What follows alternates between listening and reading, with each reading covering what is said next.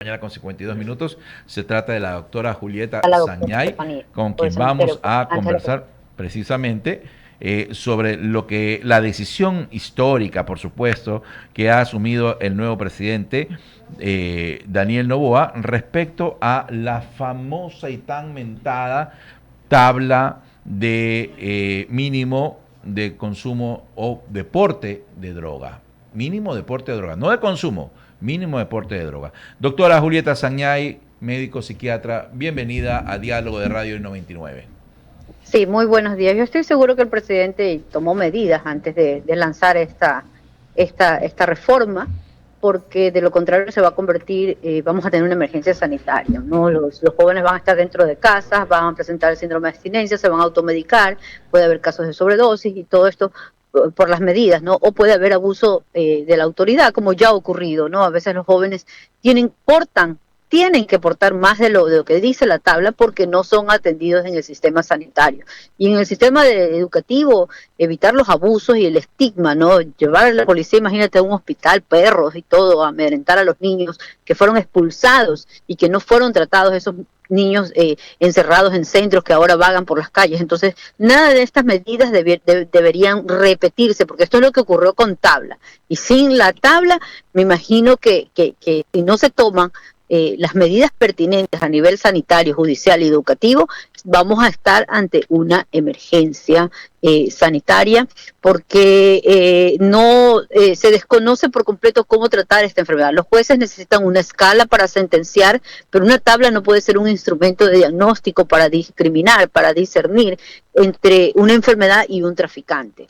No, los jueces necesitan un peritaje, un perito forense especializado para que haga una evaluación individual y este a su vez lo coaccione o lo disuada a la persona a recibir un tratamiento conectado con el sistema de salud, que vaya al hospital, lo desintoxiquen y una vez desintoxicado, eliminando la droga del cuerpo, recuperando la voluntad que tanto necesita, revise qué tratamiento de rehabilitación le sirve. ¿Qué es lo que se ha hecho? Aquí se ha hecho todo, pero mal.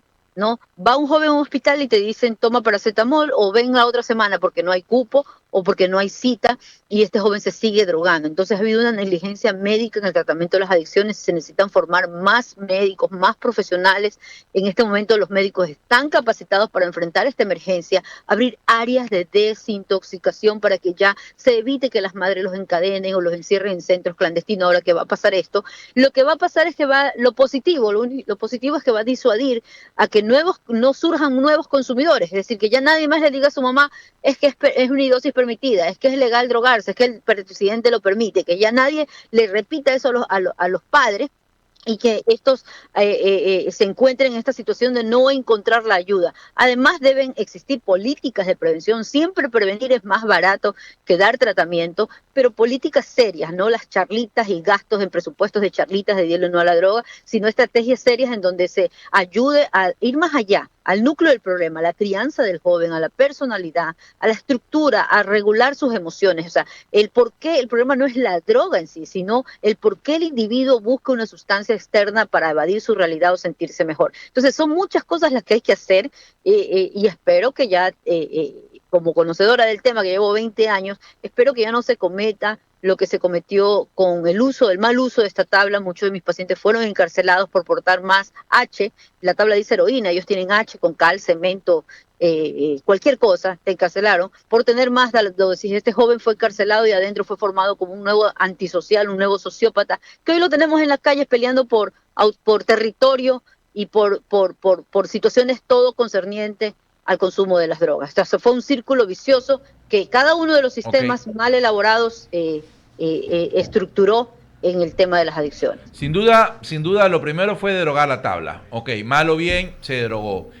No sabemos cuáles son las medidas para encarar el tema, porque hay un gobierno que recién tiene 4 días de haberse posesionado. ¿Cuáles serían, a su parecer, las medidas que se deben adoptar para fortalecer el control o, mejor dicho, disminuir el uso de la droga, especialmente en los niños y jóvenes?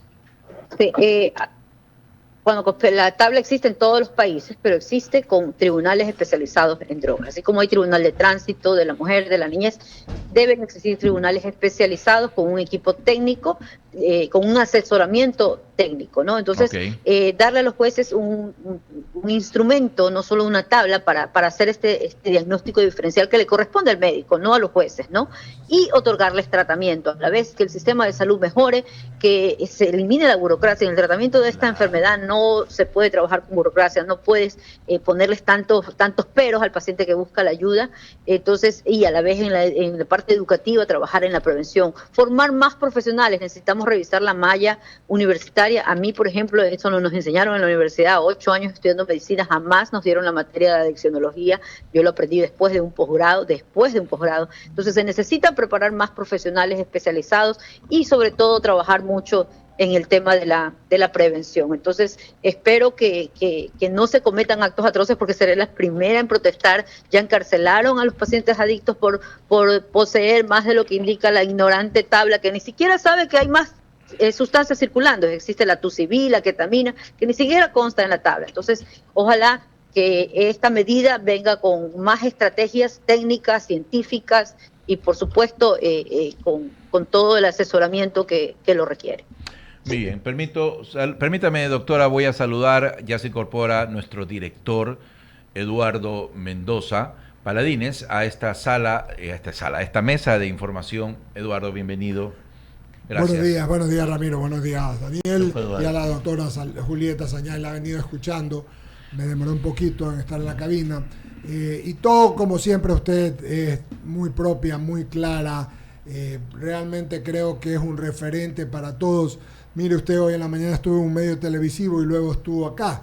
Por lo tanto, quiero decirle que hay mucho apoyo a la derogación de la tabla, pero también mucho apoyo a lo que usted está diciendo, doctora Sañay. Es decir, hay que tomar medidas de otro tipo para que no se vean perjudicados los consumidores, las personas que tienen este problema, pero también que los microtraficantes no se vean beneficiados.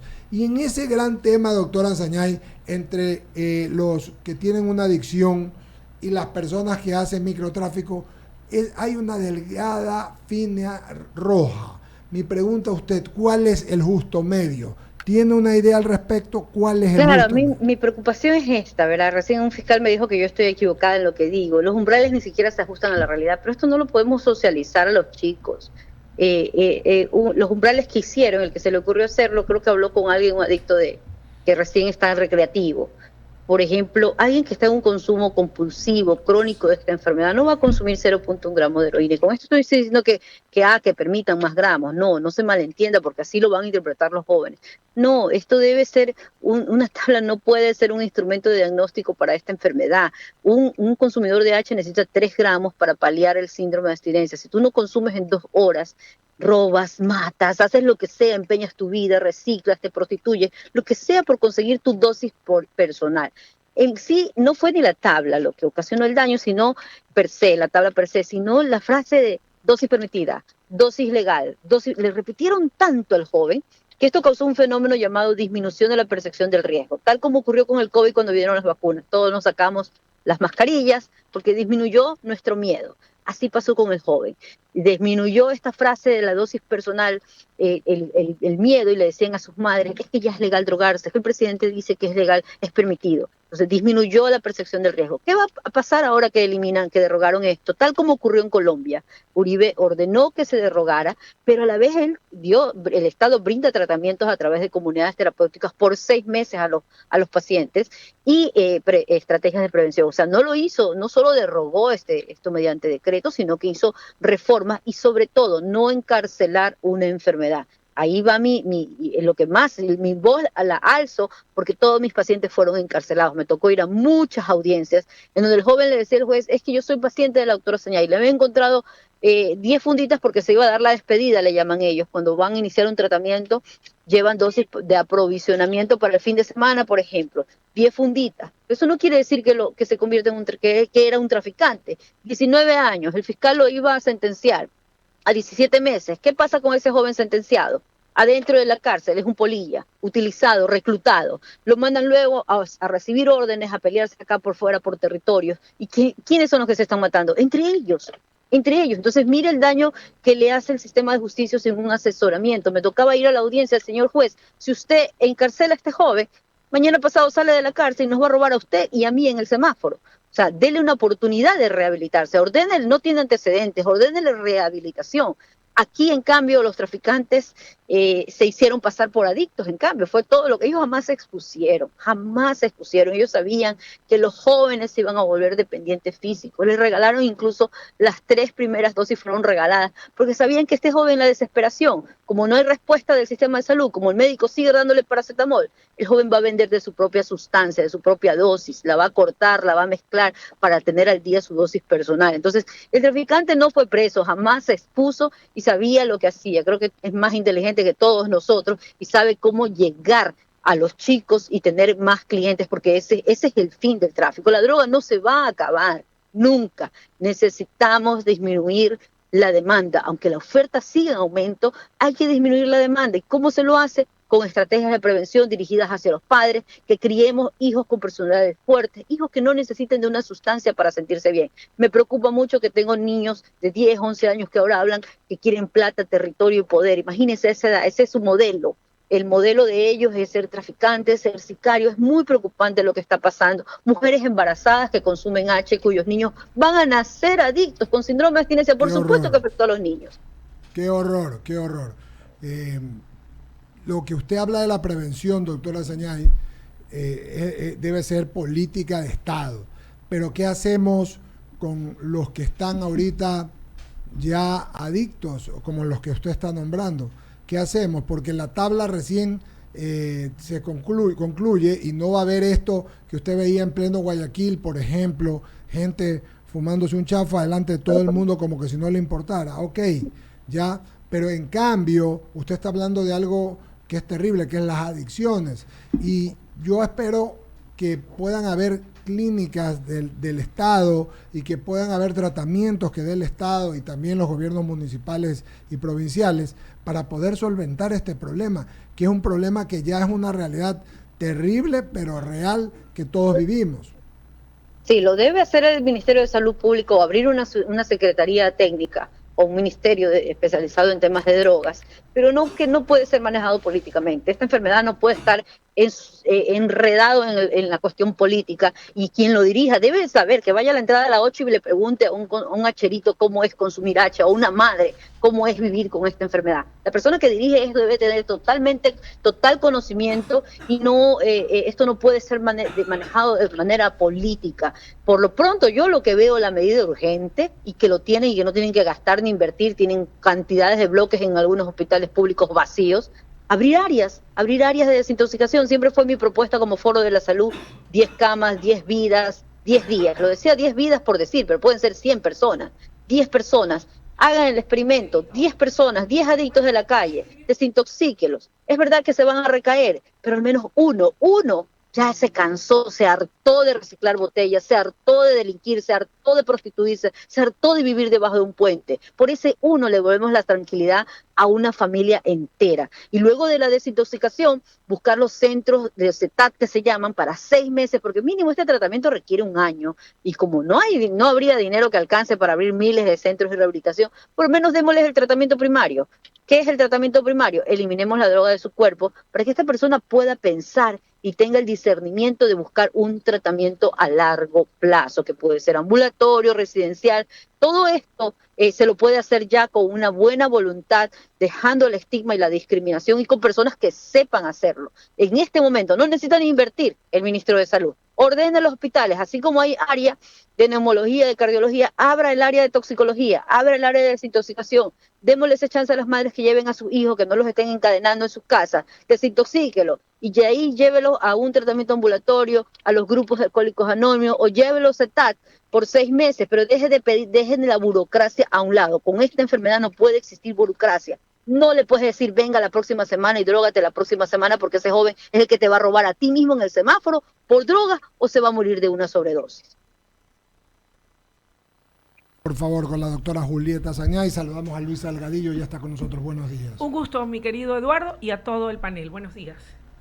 Doctora Sañay, buenos días. Ramiro Cepeda le saluda. Yo solo quiero hacerle una pregunta. Y así como fue en consulta cuando se publicó la tabla mínima, que terminó siendo incompleta porque no había todo lo que usted acaba de escribir ahora, y terminó siendo un recurso judicial para los abogados de los narcotraficantes, envolverlos en la calidad de consumidores, y también a ciertos consumidores menores los transformaron en vendedores de dosis pequeñas, en microtraficantes.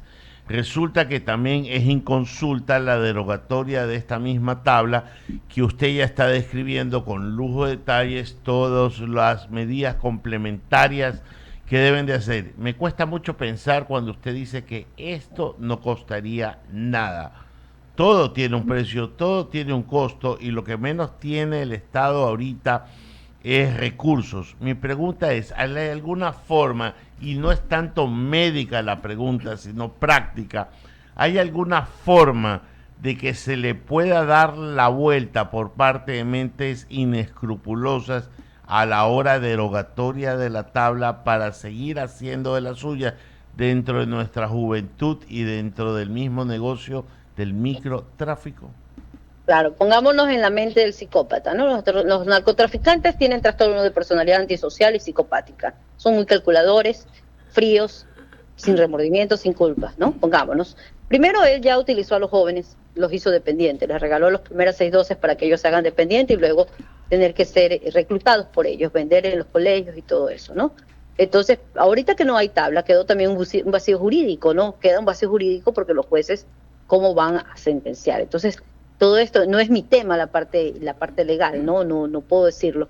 Y respecto a lo que usted dijo de que no costaría, para atender una emergencia me refiero, porque tienen los medicamentos en el cuadro básico, los tienen camas en los hospitales para asignar unas camas, los tienen. Lo que se necesita es que los médicos se preparen para atender esta emergencia sanitaria que se puede. A eso le iba a decir, Sí, ¿tienen el conocimiento para poderlo tratar? Porque yo no veo que cualquier cristiano que tenga el título de médico lo pueda hacer. Sí lo puedes, son síntomas generales, solamente nos llaman a los psiquiatras cuando presentan un cuadro psicótico, nos llaman a los neurólogos cuando presentan crisis convulsivas, pero de ahí los síntomas de la supresión son dolor, un dolor que es más fuerte que el dengue, que no es un dolor cualquiera como para darle paracetamol. Ansiedad, que sientes como que se te escapa el alma y se te despega la piel de los huesos, un dolor terrible. La ansiedad se junta con el insomnio. Al tercer día, a las 72 horas, es más fuerte. Esto, a las 2 horas que tú no consumes, se eriza la piel, te vienen unas oleadas de frío, de calor, te deshidratas, puede haber vómitos, diarreas, desesperación, te aruñas la cara, te rascas desesperadamente. El tercer día, que es cuando la droga más se elimina, es más fuerte el síntoma, por lo tanto no le puedes dar de alta enseguida, ¿no? Entonces tienes que tenerlo mínimo hasta que la prueba te salga negativa, porque los jóvenes no solo están consumiendo H, estamos viendo el policonsumo, consumen H con pastillas, dormilón, H con cocaína, un estimulante con un depresor, H con marihuana, mariachi, están presentando síntomas. ¿Cuándo nos llaman a nosotros los psiquiatras? Cuando ya hay cuadros psicóticos, cuando hay patología dual, es decir, hay la adicción más una enfermedad mental, somos nosotros consultados, así que no es que se necesita el psiquiatra ahí de cabecera, el médico general, porque son síntomas, puede atender esta emergencia, porque son síntomas generales, hay que hidratar bien al paciente y tratar toda la triada que es dolor, ansiedad e insomnio. Una vez que se elimina y que hacemos una prueba de droga y está negativa, ahí empieza recién la rehabilitación. Ahí es cuando va el psicólogo a trabajar sobre su conducta, sobre su personalidad y lo que lo llevó a consumir. En el país se hizo al revés, primero lo llevaban al psicólogo y el psicólogo seguía hablando, desgastándose cuando este chico seguía consumiendo. Fueron a dar charlas a los colegios y los chicos en plena charla aprovecharon para introducir la sustancia a su nariz. Entonces, todo ese joven que lo vemos mal, que lo despreciamos, que anda robando por ahí, un día fue un estudiante al que no se le dio la ayuda correcta. Creo que es necesario que las personas que manejen este tema hayan tenido por lo menos la experiencia de haber hablado con una mamá o con un chico. De ellos se aprende mucho más, porque esta droga H es una droga made in Ecuador, una droga artesanal, contiene heroína, pero también contiene otros psicotrópicos que ni siquiera están determinados, porque no hay una institución que haga un análisis cromatográfico de la sustancia. Yo sospecho que incluso ya hay fentanilo, porque hay unos síntomas muy parecidos, el cuadro clínico se asemeja a lo que se provoca en Filadelfia. Tenemos la misma actitud, como le llaman las personas vulgarmente los zombies, es el mismo cuadro y la abstinencia está durando más. Entonces, ¿quiénes son los que deben tratar este cuadro? Los médicos, en una emergencia, en un hospital, no en una clínica de rehabilitación. Es muy peligroso. Es diciembre, ¿sabe lo que va a pasar? ¿Por qué cree que quemaron colchones los chicos y quemaron clínicas? Encierran un cuarto a 70 personas, el uno con síndrome de abstinencia, el otro con alucinaciones psicóticos y el otro antisocial. Encierra, haz esa combinación. ¿Qué crees que va a pasar? De la desesperación harán lo que sea, porque no son tratados en los centros de rehabilitación, que generalmente no son dirigidos por personal técnico. Por lo tanto, es el hospital. Se debe, con el problema de la H, dar tratamiento hospitalario y una vez que ya esté desintoxicado, empezar el tratamiento el tratamiento de rehabilitación, que debe ser integral, e ir a los factores de por qué consumo, de por qué consume un joven, qué pasa en la familia. A veces me ha tocado pacientes que yo he tratado, pero su tío vende drogas, el otro consume, y llegamos a un hogar que está totalmente destruido por el consumo, o sea, que se ha normalizado el consumo de las drogas en ese hogar. ¿Y cómo salvo a ese joven? ¿Cómo lo salvo? Entonces, cada caso debe ser tratado de manera individual, pero mientras no hacemos nada y estamos hablando, a mí me han citado tantas reuniones y todo se queda ahí porque no se hace nada. Y por cada día que no hacemos nada, en este momento que usted y yo estamos hablando, un joven de bachillerato le da droga a un joven de 10 años, de 12 años, lo hace adicto a la sexta droga que es regalada. Ya el niño es dependiente, se rasca, se desespera, el padre no sabe lo que le pasa, cree que es un virus, lo lleva al médico, le dan suerito y Doctora nada. Azañay, le voy a pasar dinero para consumir la droga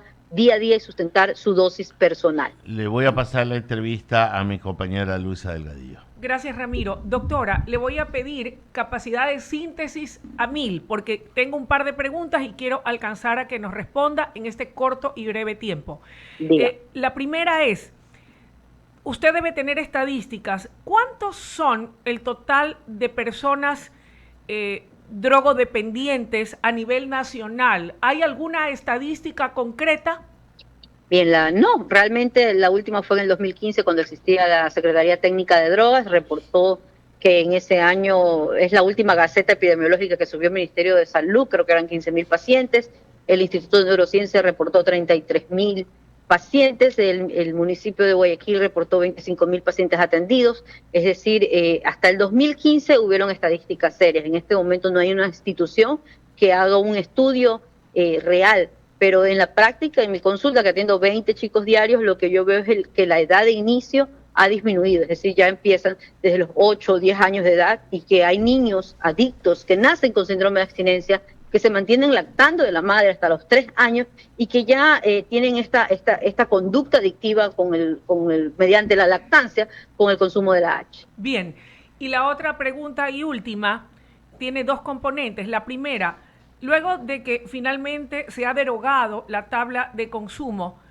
¿en qué condiciones está el país hospitalariamente hablando para atender esto, que es una enfermedad que, como bien decía Eduardo, debe ser atendida dentro del marco de una política de Estado de salud pública? Y lo segundo, para complementarla, es ¿qué tiempo más o menos dura el tratamiento de desintoxicación y cuán viable es lograr desintoxicar y recuperar a una persona?